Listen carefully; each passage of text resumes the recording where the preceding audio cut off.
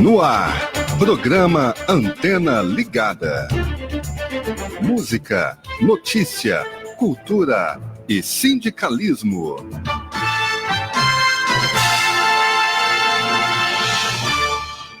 Bom dia, hoje é terça-feira, dia 11 de fevereiro. Eu sou a jornalista Maísa Lima, comigo na tecla está o William Rodrigues. E hoje o programa Antena Ligada recebe duas pessoas importantes aqui na bancada. A delegada titular da delegacia especializada na mulher, que é a doutora Paula Meotti, e também o Tiago Henrique, que é do Sintect, o Sindicato dos Trabalhadores dos Correios. Bom dia, doutora Paula. Bom dia, eu agradeço o convite, uma satisfação estar conversando com todos vocês. Bom dia, Tiago.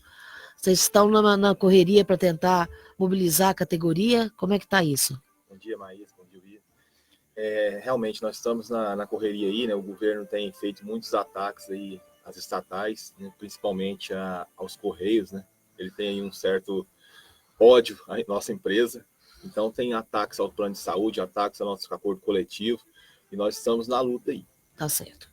Eu vou começar a entrevista com a doutora Paula, que o tempo dela é mais corrido. Talvez ela tenha que sair até antes de chamarem. Doutora Paula, como é que está esse trabalho de prevenção à violência contra a mulher em Goiânia? Olha, no ano de 2019, nós realizamos várias ações, tanto de caráter preventivo, como palestras. Nós temos grupos reflexivos na Delegacia da Mulher, tanto para os investigados, né, para os homens, quanto para as mulheres vítimas de violência. Então, são medidas que a gente tenta, né, com um trabalho assim, policial, mas com o foco preventivo. Contudo, sem esquecer da repressão, que é realmente talvez o ponto central da atuação da Polícia Civil, que é a repressão dos crimes.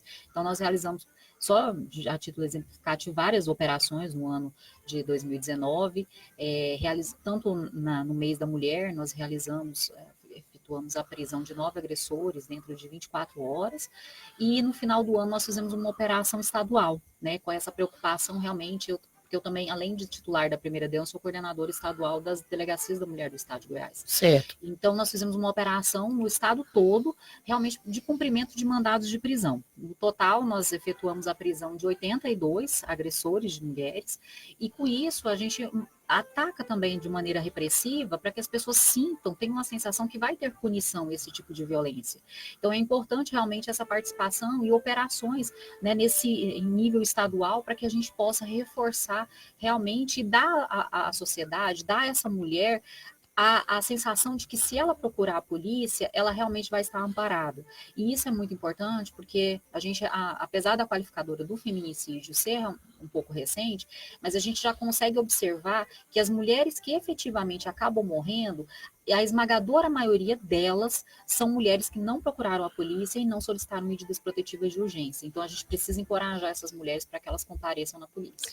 Doutora Paula, e hoje, quantas delegacias especializadas nós temos em Goiás? Olha, nós temos 24 delegacias especializadas no atendimento à mulher. São poucas, né? 245 municípios. Poucas, e nem todas funcionam assim da maneira como deveriam funcionar, infelizmente. A gente está com um déficit de policiais hoje, né, dentro da instituição.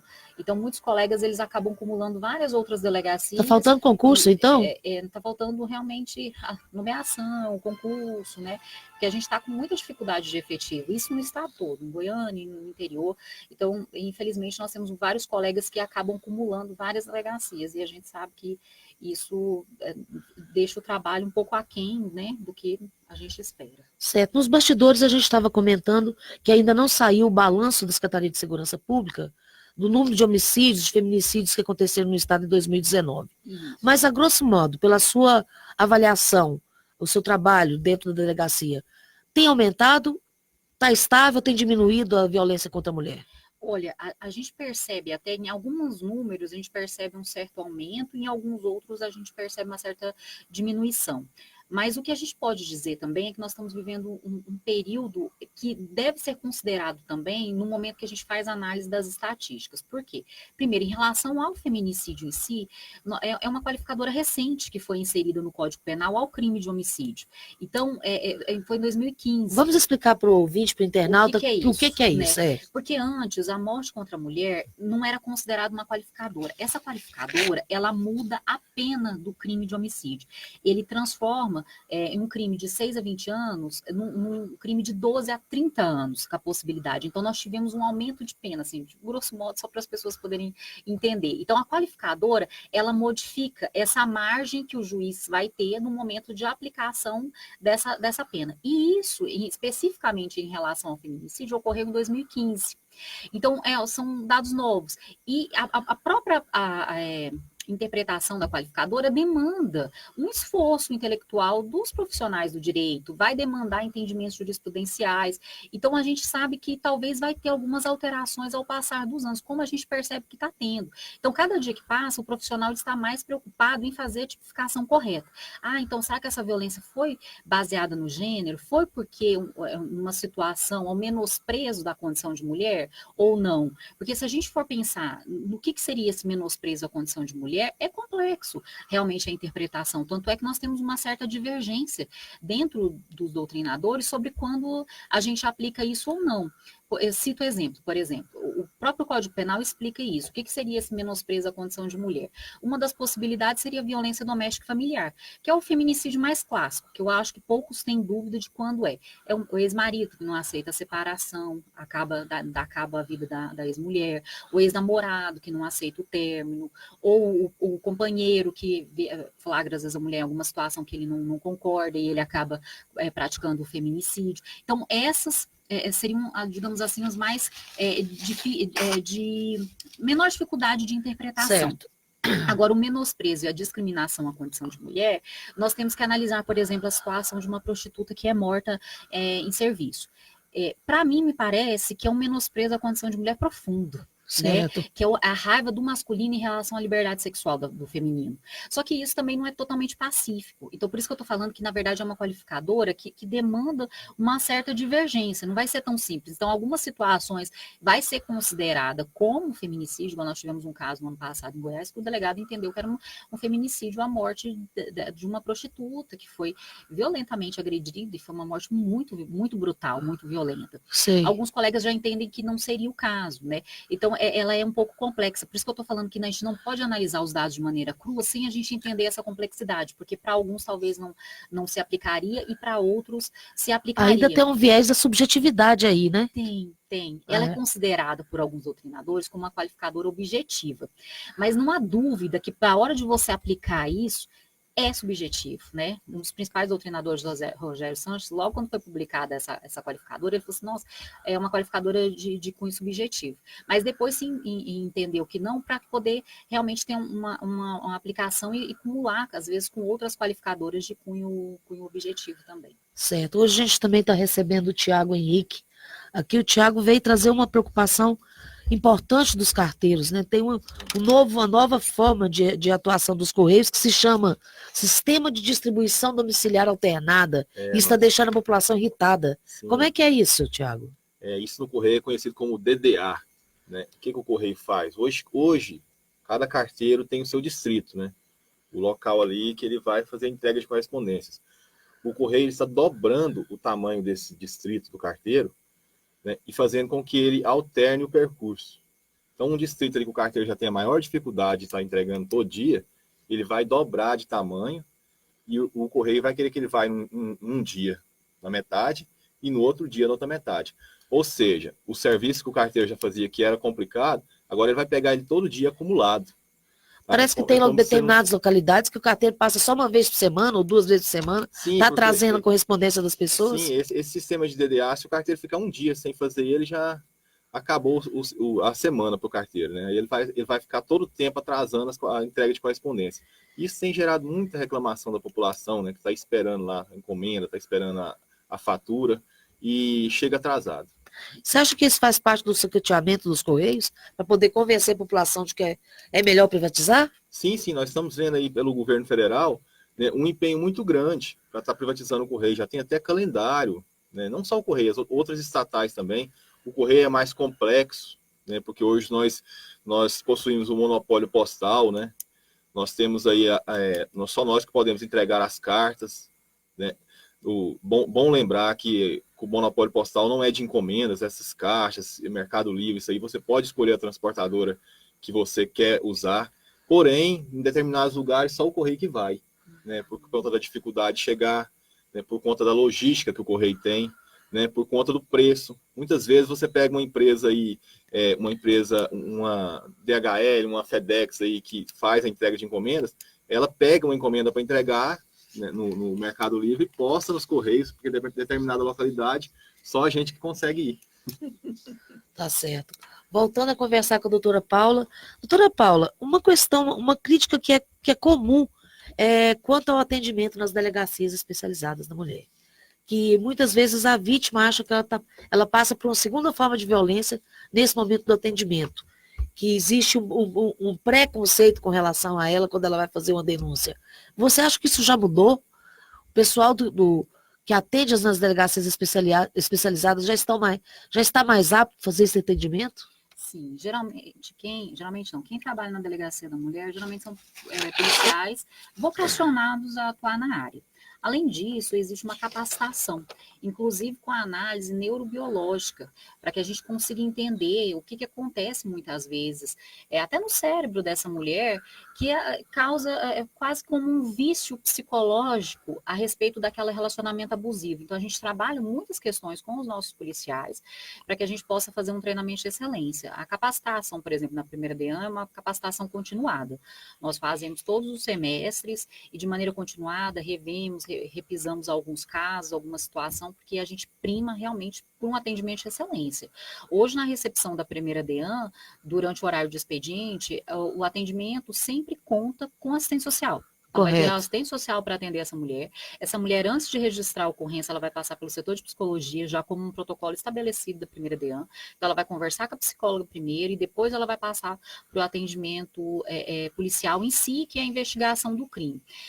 De maneira estadual, na coordenadoria da mulher, nós temos tentado levar essa capacitação para o estado todo. Já fomos na cidade de Uruaçu, treinamos os policiais de lá, para que a gente possa realmente, cada dia que passa, oferecer a essa mulher um atendimento de excelência, porque essa é a nossa missão, né, que as mulheres, especificamente no caso das delegacias da mulher, se sintam extremamente acolhidas, e nos locais em que não existe delegacia da mulher, como a gente sabe que não são em todos os municípios do estado, para que aquele policial que faça esse primeiro atendimento faça de maneira correta, de maneira adequada, para que a gente possa motivar essa mulher realmente a nos procurar e que a gente possa extinguir esse tipo de crime, que são dados estatísticos alarmantes, que a gente sabe que existe no nosso país. Né? Correto. A senhora estava falando um pouco antes sobre o padrão do feminicídio, né? Que normalmente é o ex-companheiro que não aceita o término do relacionamento. Existe algum outro padrão de violência contra a mulher que é perceptível para as pessoas já ficarem atentas para ajudar na denúncia, na prevenção à violência? É importante a gente sempre destacar que um relacionamento, ele não se transforma num relacionamento abusivo do dia para a noite. O relacionamento era maravilhoso e no dia seguinte esse companheiro, esse marido decide matar essa mulher. Isso aí, praticamente todos os casos não são assim. Mesmo que essa mulher não tenha sido vítima de algum tipo de crime, por exemplo, de lesão corporal, que é um crime mais evidente que todo mundo percebe, talvez, e muito provavelmente, ela já vem sendo vítima de uma violência psicológica, que é esse companheiro dela minar a autoestima dela, tentar restringir o acesso dela aos familiares, sabe, diminuir essa liberdade dela de contato com as outras pessoas. Então é importante que as mulheres elas fiquem bastante atentas para um relacionamento abusivo que ela possa estar vivendo. Violência moral também é muito comum. alguns xingamentos a essa mulher, ofensas pessoais, essa tentativa realmente de diminuir essa autoestima dela, que é mais relacionada à violência psicológica, mas de forma com que ela fique presa àquele relacionamento. Essas mulheres comentam dificuldade de se relacionar com a família, dificuldade de se relacionar com as amigas. Esse parceiro, ele acaba sendo o centro de universo dessa mulher. Então, essa mulher, ela perde a rede de proteção, boa parte das vezes, né? Claro que nós também temos, às vezes, o consumo abusivo de álcool e drogas, isso é muito permeado, principalmente em situações de flagrante. Então, assim, a gente sabe que boa parte das vítimas, efetivamente, foram... Esse fato, esse crime aconteceu num contexto de abuso de substâncias, né? Certo. Tanto drogas lícitas ou ilícitas, sabe? Então, infelizmente, é muito comum. E o álcool, como é uma droga lícita, ele é muito comum. Em boa parte das nossas ocorrências, quando está em situação de flagrante, esse agressor, ele está sob efeito de álcool. Existe algum perfil delineador do que é do agressor? Como é que é esse sujeito? Quem é essa pessoa? Olha, infelizmente, a violência contra a mulher, ela é bastante democrática. A gente sabe que é bom. A gente sabe que ocorre em todas as áreas, né? Claro que às vezes a mulher que ela tem realmente um alto poder aquisitivo, tem toda uma rede social, às vezes ela tem um pouco mais de vergonha de procurar a delegacia. Não é incomum que as mulheres falem assim, eu posso entrar pelos fundos, porque eu tô com vergonha de alguém me reconhecer. Sei. Lá na entrada da delegacia da mulher, elas ficam extremamente constrangidas. Mas não significa que essas mulheres não sejam vítimas também, são. Talvez sejam números um pouco mais velados, porque, como dizem, muitas vezes elas procuram resolver na área civil, de outras maneiras, essa violência. Então, a gente acaba que, estatisticamente, os números são maiores entre as mulheres de baixa renda e, às vezes, baixa escolaridade, mas a gente sabe que, na prática, acontece também, né, nas mulheres que têm elevado grau de instrução, realmente, às vezes com mestrado, doutorado. Infelizmente, esse tipo de violência... Permeia todas as classes, certo. Sabe? Independente de instrução, poder aquisitivo, ela como eu até brinquei, é bastante democrático, porque essa questão da violência contra a mulher, a gente não consegue analisar ela sem analisar questões relacionadas ao gênero, a submissão que às vezes o feminino tem tido, né, historicamente no nosso país. Então, isso tudo perpassa essas questões culturais são imanentes a esse crime contra a mulher, e a gente precisa analisar isso. E aí a mulher, que ela mesmo ela estando, às vezes, se acha que ela está numa condição totalmente protegida dessa violência, infelizmente a gente sabe que não está, porque esse crime é bastante perverso.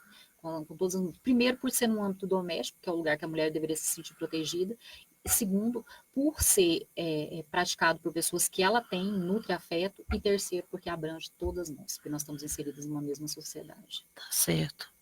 Eu vou voltar a conversa aqui para o Tiago, porque nesse momento vocês estão percorrendo o estado todo, o Sindicato dos Trabalhadores dos Correios, tentando mobilizar a categoria para o enfrentamento a essa iniciativa do governo de fazer a privatização dos Correios. Como é que está isso? Vocês estão conseguindo mobilizar? O pessoal está conscientizando? Ou vocês estão tendo dificuldade em conseguir entranhar esse discurso junto à categoria? Olha, mas a dificuldade, ela existe sim. Tá? A gente tem, já é rotina nossa no sindicato, tá indo aos interiores aí, né? Nós somos conhecidos aí nacionalmente por esse fato aí, nós não temos medo de estrada, a gente pega a estrada, vai nas cidades mais remotas aí, onde tem um trabalhador apenas, a gente está indo para estar falando para esse trabalhador o que está acontecendo, tá? Mas, assim, eu percebo um pouco o medo da categoria, tá? Porque o governo já anunciou aí que tem que haver 40 mil demissões na empresa. Tá? Para poder viabilizar a privatização. Sim, segundo o governo, a empresa funciona hoje com 50 mil trabalhadores. Nós somos 99 mil hoje no país. Então o governo, assim, sem apresentar nenhum dado técnico, nem nada, sabe?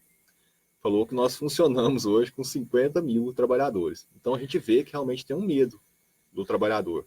Mas nós temos que deixar esse medo de lado e ir para a luta. Nós estamos vendo acontecer aí diversas coisas. Nosso plano de saúde, por exemplo, dobrou o valor da mensalidade dele. A empresa, pela primeira vez na história, foi até o STF contestar um julgamento de dissídio coletivo, do acordo coletivo da categoria. Né? Então, nunca tinha acontecido isso. A empresa contestou isso lá no STF, ganhou uma liminar, né? Uma liminar que tirou 2 cláusulas do nosso acordo, que é a cláusula de vigência do acordo, que o TST tinha garantido 2 anos de acordo coletivo. A empresa conseguiu, através de uma liminar, voltar para 1 ano. né? E a cláusula do plano de saúde, que até então nós tínhamos com a empresa arcando 70% e nós, trabalhadores, 30%. Né? O Correio conseguiu lá uma liminar para meio a meio. Então, isso 50%. fez praticamente dobrasse o valor da nossa mensalidade do plano de saúde. E isso aí a gente sabe que os trabalhadores dos Correios de base, os carteiros, os atendentes, os operadores de triagem, eles têm um salário bem rebaixado, assim, em vista das Tá em outras torno de estatais, quanto? né? O salário de um carteiro hoje é de O quanto? salário de um carteiro hoje está em torno de 1.700, né? O inicial. Então, a gente... Aí tem os benefícios, que é o adicional de risco, né? Tem os anuênios, né? Mas, assim, o trabalhador hoje com salário de base, o trabalhador que está adoecendo hoje na empresa, que, tipo, sai para o INSS, ele fica só com salário base. Ele perde todos os benefícios, entendeu?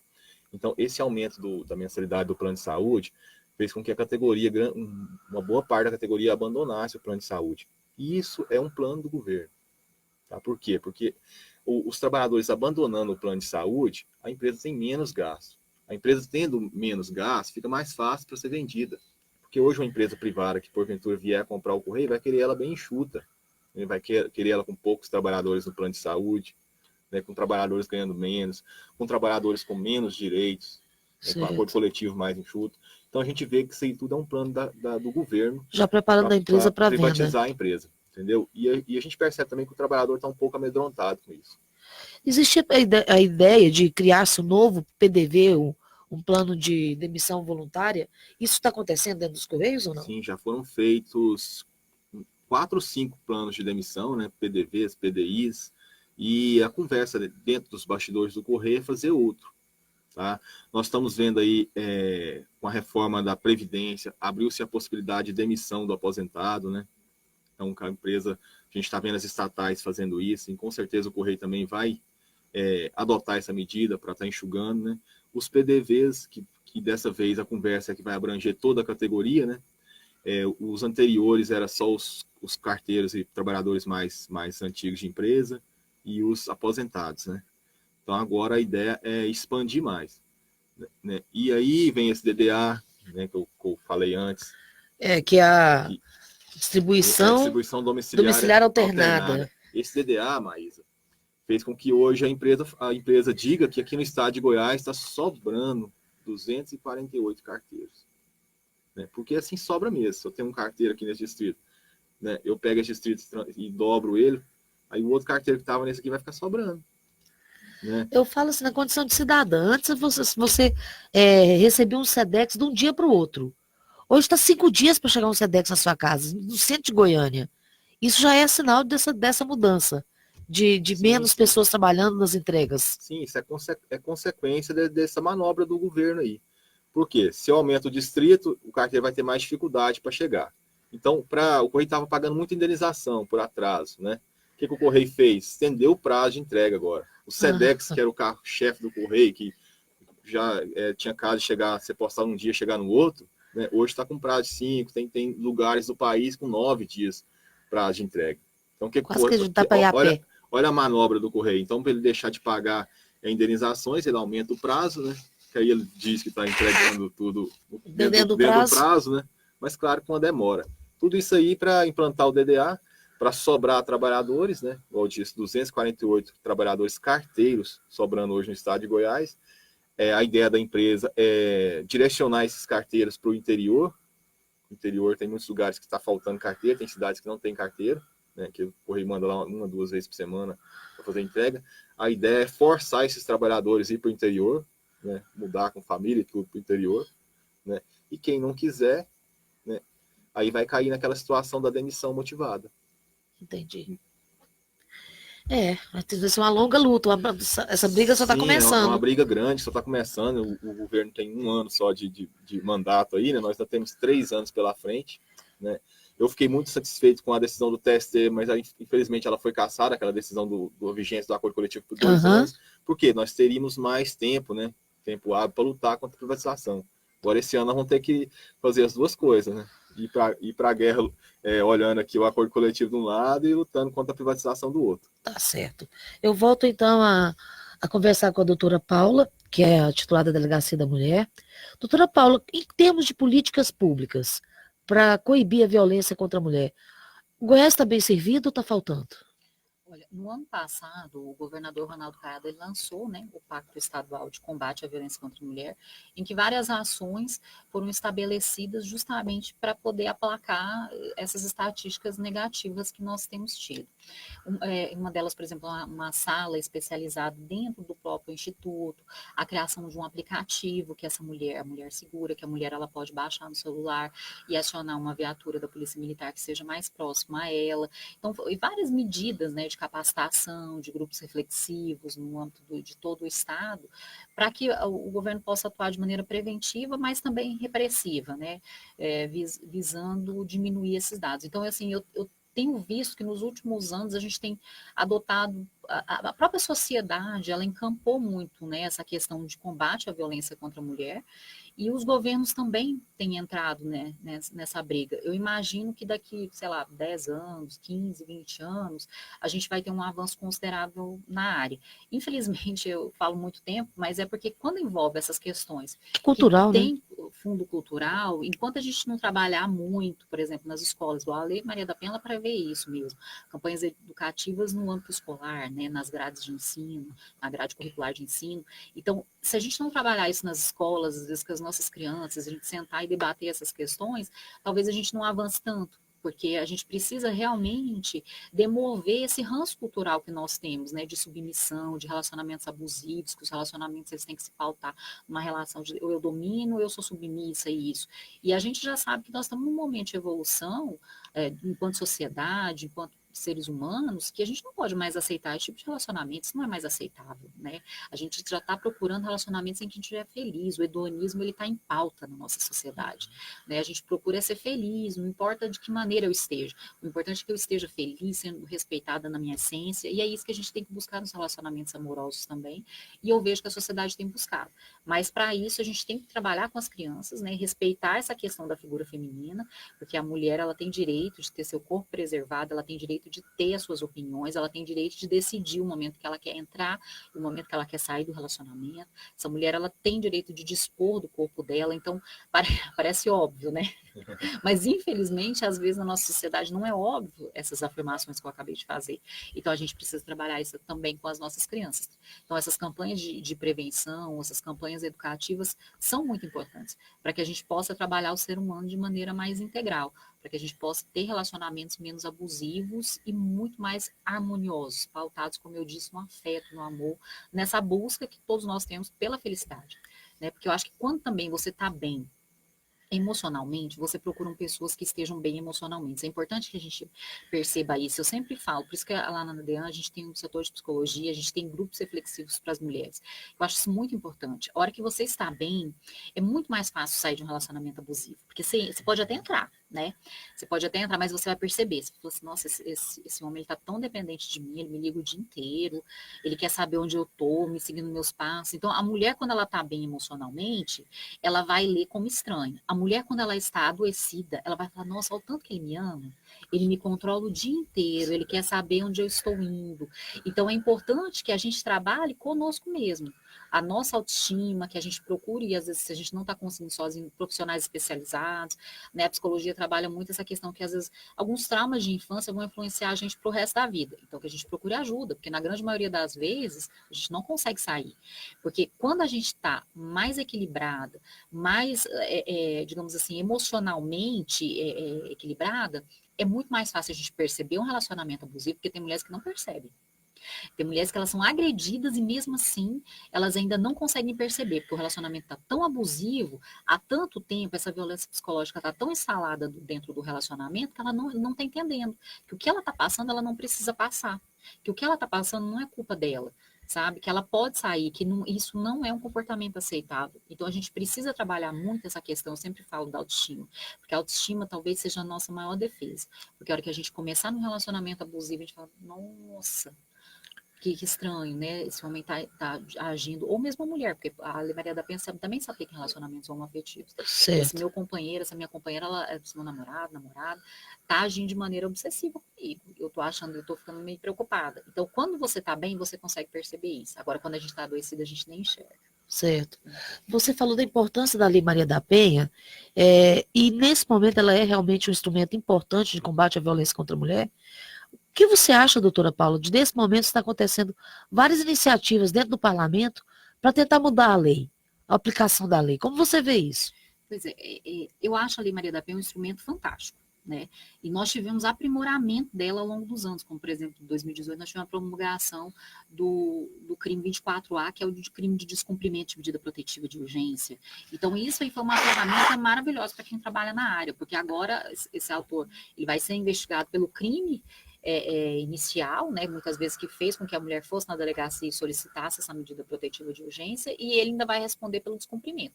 Isso é importantíssimo. Além disso, poderia tecer vários outros instrumentos que nós temos pela Lei Maria da Penha, como as medidas protetivas de urgência, que são extremamente eficazes para a proteção dessa mulher. Infelizmente, a gente não consegue proteger 100% dos casos, não. Mas são ferramentas jurídicas muito importantes, que eu acredito muitas nelas. E, claro, né, nós estamos vivendo um momento de...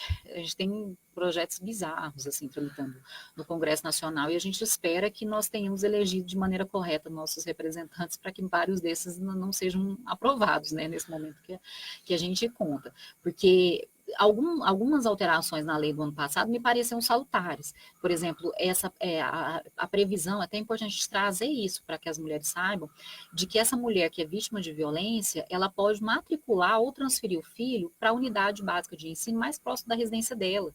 Isso é muito importante, porque às vezes ela precisa trocar de casa, né, muda de endereço, até para sair desse contato próximo com esse agressor, ela vai ter direito de matricular os filhos nessas unidades de ensino, né, públicas próximas à residência dela. Inclusive, pode ser pedido isso até de maneira como medida protetiva. E aí o juiz determina isso na decisão de concessão das medidas protetivas.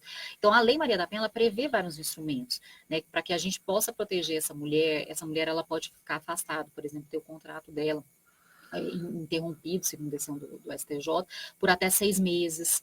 Inclusive, como eu falei, tivemos uma decisão no ano passado do STJ, entendendo que essa mulher receberia, inclusive, por esse período, 15 dias por parte do empregador e o restante pelo INSS. Essa mulher que é servidora pública, ela pode realmente pedir a remoção para um outro local que ela entenda dentro, claro, do ente estatal em que ela está inserida, se for o Estado, por exemplo, ela poderia mudar um município dentro do Estado, se ela for uma servidora pública federal, ela poderia mudar, inclusive, de Estado da federação. Então, é importante que as mulheres saibam disso, que existem mecanismos bastante salutares para que a gente possa garantir, né, essa sobrevivência dela. Aqui no município de Goiânia, nós temos uma casa-abrigo, que é uma casa de proteção a essas mulheres. Então, essa mulher, ela pode ir com os dependentes dela de até 12 anos, ela vai ficar nessa casa, tem uma casa que tem garantida a segurança da integridade física, da vida dela. Então, são instrumentos muito importantes que as mulheres precisam saber que tem à disposição dela para que ela se sinta realmente fortalecida e amparada pelo Estado no momento que ela decide registrar a ocorrência. Certo. A gente não tem os números de 2019, mas considerando as últimas estatísticas, em que posição Goiás está no ranking da violência contra a mulher? Infelizmente, assim, nos últimos 5 anos, nós estamos sempre figurando entre os 10. Já saímos da 5ª, fomos para a 3ª posição no ano passado, né? Esse ano a gente ainda não sabe, não sabemos em qual posição nós vamos ficar, mas estatisticamente nós temos figurado um ranking bastante negativo em relação aos crimes de feminicídio contra as mulheres negras também. A nossa estatística, a incidência é maior ainda. É maior ainda, é muito negativo. Nós estamos falando de que números, doutora? Olha, por exemplo, no ano, claro que a gente não teve divulgação, o observatório talvez altere algum dado disso, porque está se fazendo uma auditoria, mas, por exemplo, no ano de 2017 nós tivemos 38 feminicídios. No ano de 2018 nós já tivemos 36. Então, são números relevantes, né? Isso no estado de Goiás, considerando todo o ano, né, de 2018, todo o ano de 2017. Talvez tenha alguma alteração, porque está se passando por auditoria, a gente pode ter algum dado alterado, mas os divulgados anteriormente de maneira oficial pela Secretaria de Segurança Pública eram esses os dados, né, que estavam disponíveis. Então, considerando esse aspecto e também considerando a população goiana, né, porque esses números são geralmente proporcionais. Agora, o que eu ressalto também, porque eu trabalho na área de segurança pública, a gente tem também uma claridade desses dados muito grande. Por exemplo, os nossos dados, eu vejo na minha delegacia mesmo, a gente faz tudo pelo sistema. Então, qualquer pessoa que tem acesso ao sistema, ele vai ter acesso aos dados de maneira fidedigna. Todo o nosso registro de ocorrência, ele é online hoje, a gente não faz nada fora do sistema. Os autos de prisão em flagrante são todos online, nossos inquéritos são todos online. Então, é um sistema bastante auditável. É um sistema bastante confiável, você tem como ir até É transparente. É um sistema bastante transparente. Correto. E eu acho que isso é favorável ao nosso Estado, porque a gente encara as coisas como são, porque o sistema está ali. Qualquer pessoa pode ler o histórico e falar assim, essa tipificação talvez não é a mais adequada, porque está falando um tipo de crime que se colocou, a narrativa é um e o crime que está colocado ali é outro. Então você tem como ter essa mensuração. Já nos outros estados, a gente não tem como saber. Por isso que eu acho, às vezes, ruim comparar Goiás com os outros estados, porque a gente está se comparando ao que a gente não sabe como é feito, né? É diferente, por exemplo, de comparar os municípios goianos, que todos estão inseridos no mesmo sistema, no mesmo método, todo mundo trabalha da mesma forma. Então, a hora que você compara a violência dentro do estado, eu acho que os números são muito fidedignos. Quando a gente é comparado com os outros estados, não que eu estou dizendo que outros estados não façam de maneira correta, eu não tenho nem capacidade de dizer isso, estou dizendo que eu não sei como os outros estados fazem. Certo, né? Qual é a metodologia A usada, gente né? não sabe, é isso que eu fico pensando. E já Goiás eu sinto que tem muita transparência nos dados, sabe?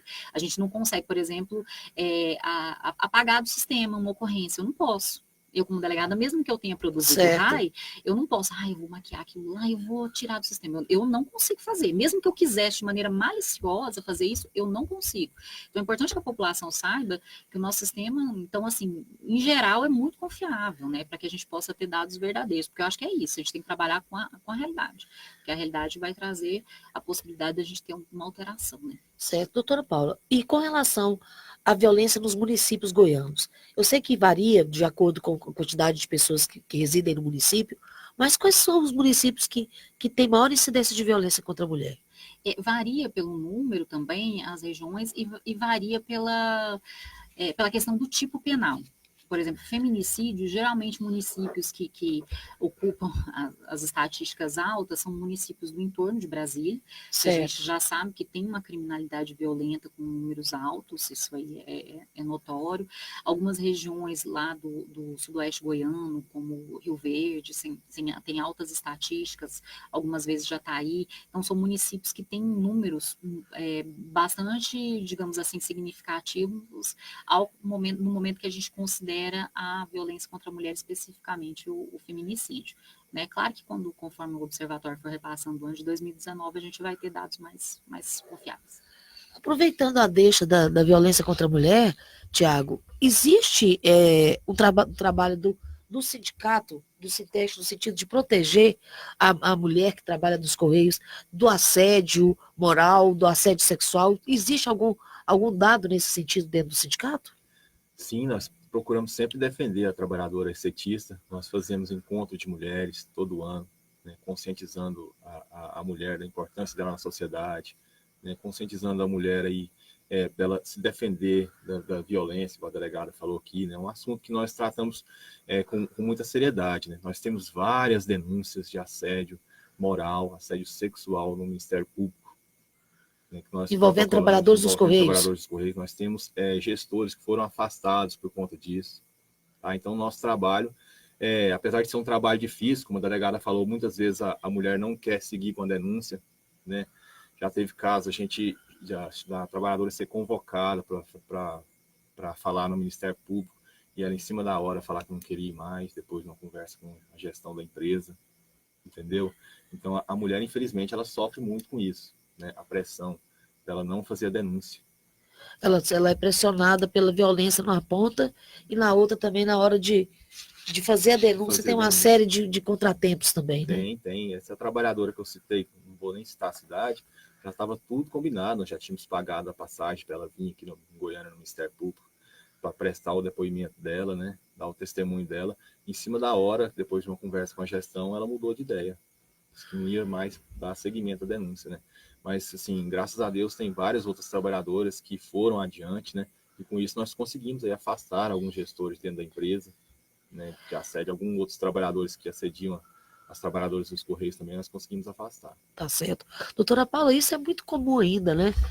É muito comum a vítima se recolher por ter medo das consequências dela dela levar adiante a denúncia? Sim, porque a violência contra a mulher, ela envolve outros fatores, é diferente de um furto e roubo. Seu veículo que foi furtado, você não tem relacionamento com aquela pessoa que praticou o furto, então é muito mais simples, é muito mais objetivo. Certo. Agora, a mulher, nesse aspecto de aplicação da Lei Maria da Penha, ela está sendo vítima de pessoas com quem ela tem um relacionamento profundo de afeto. São pessoas, são os familiares, pessoas com quem ela convive, pessoas que ela tem esse relacionamento amoroso. Então, isso é muito pesado. E socialmente falando também, porque às vezes é jogado na mulher com aquele estigma assim, nossa, você vai destruir a família, você vai registrar a ocorrência contra ele, ele vai ser preso, você vai destruir a família, ele vai perder o emprego. É muito jogado isso contra a mulher. Nossa, mas se você for lá na polícia, ele vai acabar perdendo o emprego. E o que a gente sempre fala para essa mulher? Fala assim, você não está fazendo nada, ele que fez. Ele está respondendo, ele está recebendo de volta o que ele jogou. Ele praticou o crime. Entendeu? Você não está fazendo nada, você está só comunicando o que de fato aconteceu. Então é importante que a mulher esclareça isso. Esses dias nós tivemos uma situação de uma senhora que ela era casada com uma pessoa que trabalhava como vigilante privado. E realmente eles precisam apresentar, né, folha de antecedentes expedido pela polícia no momento de recontratação. E aí ela falou assim, não, eu preciso realmente tirar a queixa, que é como as mulheres geralmente falam, né, que seriam se retratar, né, dessa representação. E ela nos procurou informando isso, né, que ela não queria mais, ela queria que o procedimento fosse arquivado, né, ela não queria que ocorresse a investigação, porque ela estava muito temerosa dela estragar a família dela. Falar assim, esse peso não é seu, esse peso não é seu, essa culpa não é sua, essa culpa é dele. Ele provocou a situação. Então, nós temos que exigir, enquanto sociedade, que nós tenhamos comportamento de adulto. O adulto, quando ele faz uma ação, ele recebe uma consequência. Crianças, às vezes, a gente passa a mão na cabeça. Agora, adulto não é aceitável mais. Então, ele vai ter que realmente aguentar as consequências do seu ato. E isso não é um peso da mulher. Mas, muitas vezes, a sociedade joga. Da mesma forma que ocorre com crianças vítimas de abuso sexual. Muitas vezes a família, para o lado paterno, por exemplo, quando o abusador é o pai ou o padrasto, eles ficam contra a criança. Esses dias eu já tive um caso que eu atendi que a avó parou de falar com a neta de 10 anos porque ela tinha realmente, né, narrado que ela estava sofrendo abuso por parte do pai. Então, você vê que esse estigma, essa pressão social em cima da mulher, em qualquer idade, é muito forte. É claro que quando a mulher é adulta, ela tem mais capacidade de sair disso, né? Quando ela é uma criança, é muito mais pesado. Muito Com mais certeza, difícil. vítima 2 vezes. Doutora, está chegando o carnaval. E, normalmente, no carnaval, aumenta a incidência de casos de abuso, de tentativa de violência contra a mulher. As pessoas bebem mais um pouco e perdem as estribeiras.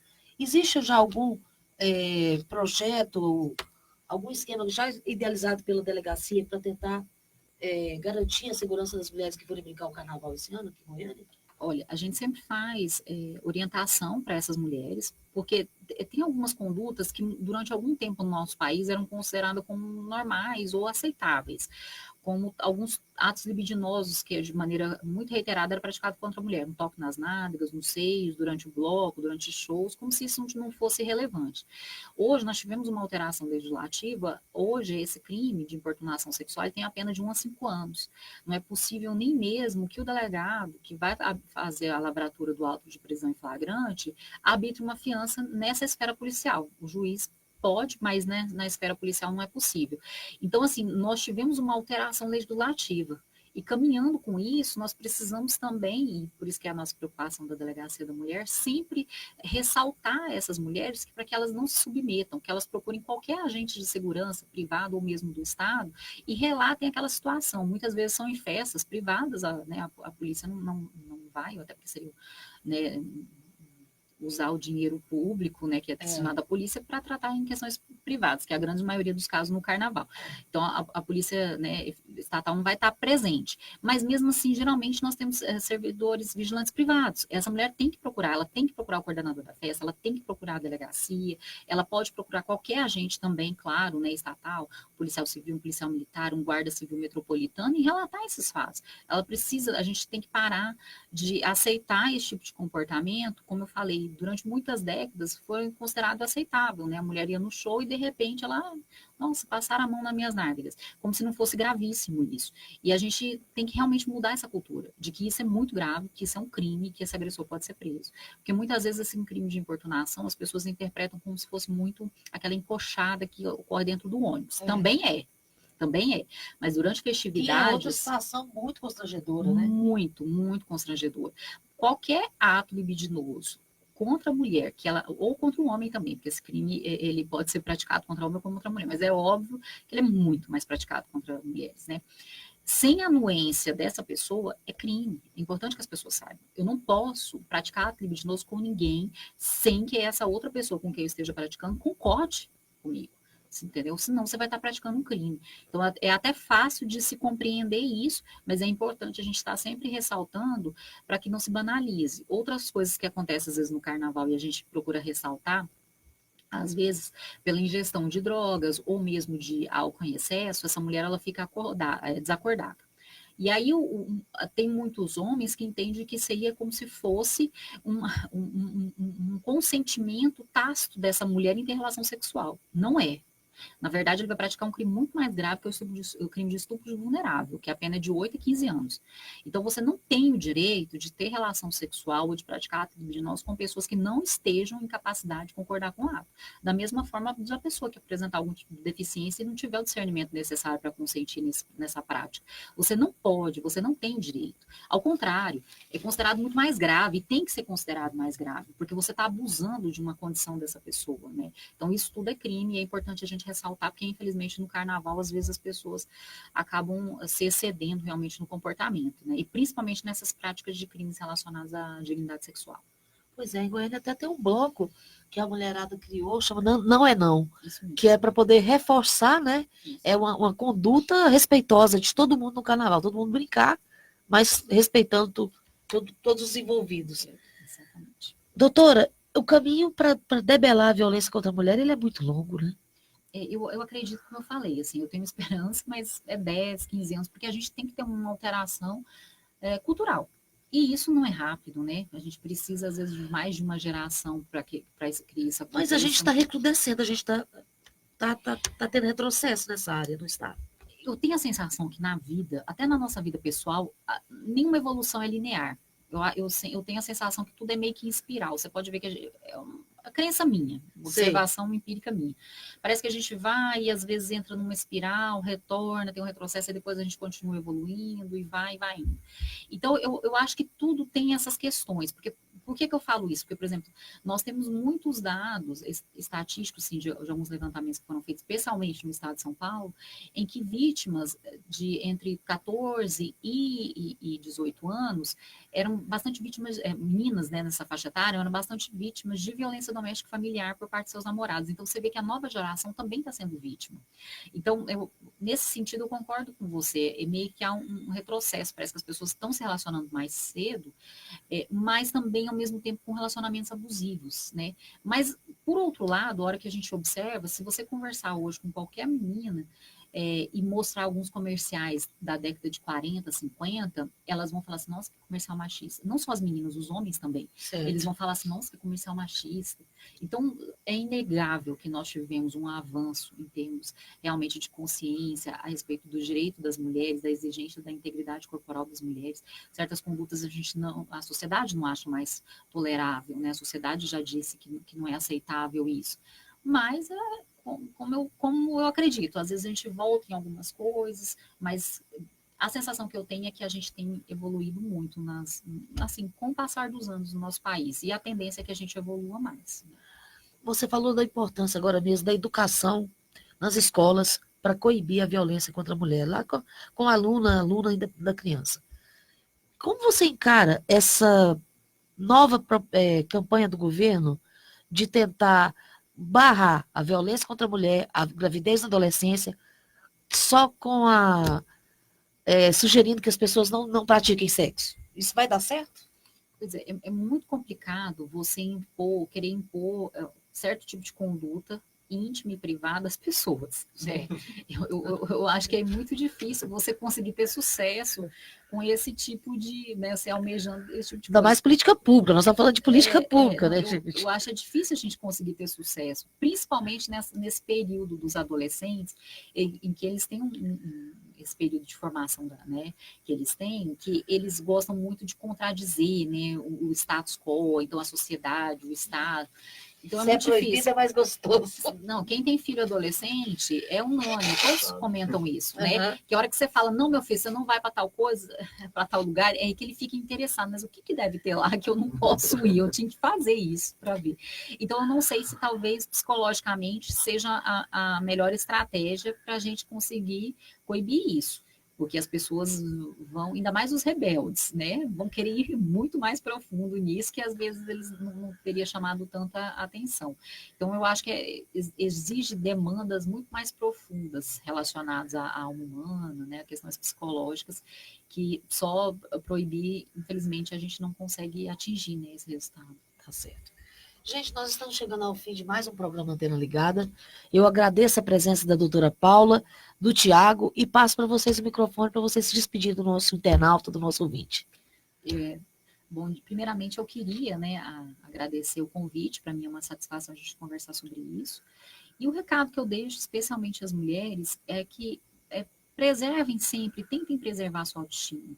Quando vocês verem que vocês estão se sentindo, às vezes, num relacionamento em que você se sente menor que o outro, você se sente inferiorizada, verifique se isso é o ideal. Procure, às vezes, ajuda, né? E não se submeta a algum tipo de comportamento que você sinta que é doloroso para você. Na dúvida se aquilo é crime ou não, você pode procurar a polícia, né? Procurar a delegacia especializada, conversar. Nós temos psicólogos, nós temos os policiais, temos os delegados, para te orientar. Falar assim, olha, isso aqui é um crime, realmente registra a ocorrência, ou não é, mas pelo menos tem uma equipe de profissionais para atender essa mulher e fornecer essa ajuda, porque eu acho que a mudança sempre parte de nós.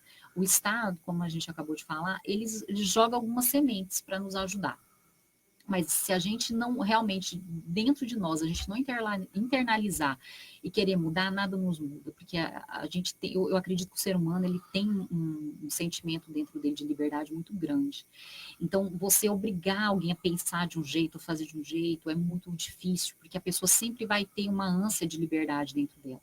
Essa pessoa ela vai ter que entender por que ela tem que agir daquela maneira ou não. Então, é importante que essa mulher entenda que ela não precisa estar num relacionamento de sofrimento.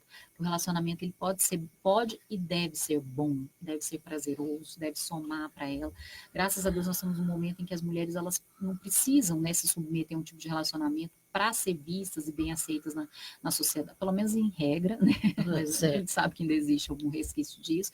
Então, assim, nós estamos num momento ímpar, né, do nosso país, e que a gente tem que aproveitar para que a gente possa fazer grandes mudanças. E a principal delas é extirpar essa violência, principalmente dentro dos relacionamentos amorosos. Perfeitamente. Muito obrigada, doutora Paula. Tiago, que recado você deixa para os seus colegas dos Correios nesse momento de luta? Pois é, Maísa, é um momento realmente difícil, né, para a categoria dos Correios, mas assim, o recado que eu passo é para a gente não desistir, tá? Porque no passado, esses benefícios que nós temos hoje, eles foram conquistados com luta, tá? Vários trabalhadores no passado foram demitidos para a gente ter esse plano de saúde que nós temos hoje, né? Foram demitidos para a gente ter esse vale alimentação que nós temos hoje.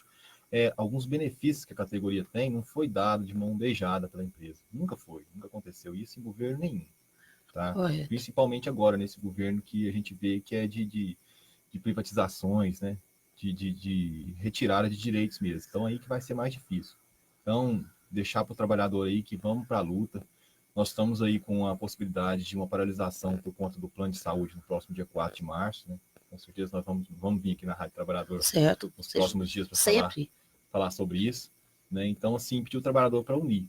Tá? Nós somos 99 mil trabalhadores. Né? Quantas pessoas, contando com nossas famílias, né, que estão aí prontos para lutar, né, por nossos direitos. Então, esse é o recado que eu deixo aí.